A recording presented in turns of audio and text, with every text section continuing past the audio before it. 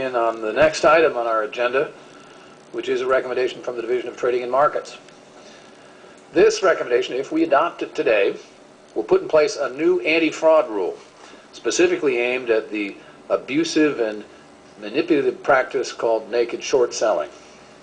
A half-century ago, securities trading required legions of messengers who scurried about lower Manhattan with parcels filled with stock certificates and checks.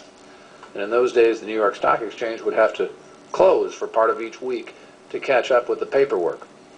Today, paper's been largely replaced with electronic data, and that's a very good thing. It's allowed trading volume on the nation's securities exchanges to rise exponentially, and it's helped to drive down the cost of trading for individual investors to a small fraction of what they had to pay in the old days. But it's also given rise to new opportunities for fraud. In particular, today's elaborate system of electronic net settlement has enabled a particularly pernicious form of fraud called naked short selling. In a garden variety short sale, the operation of the market is a powerful discipline on the short seller, because he or she can experience unlimited losses if the stock's price rises. But that potential for loss, and hence the discipline that the market exerts on short sellers, disappears if the short seller doesn't cover the sale as required. Legal short sellers have to borrow the shares that they sell. Illegal naked short sellers don't bother with that part.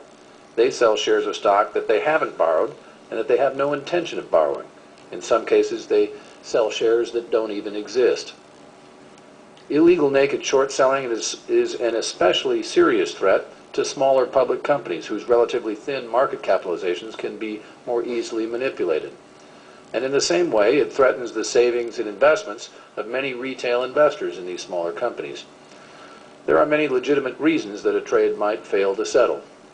But the extreme abuses that are reflected in securities being chronically listed on Reg SHO's threshold security list for months and years at a time is ample evidence that there is also fraud in the market that needs to be arrested. Periodically, there are reports that following a legitimate purchase of 100% of the outstanding shares of a microcap company, millions of phantom shares continue to be traded by naked short sellers.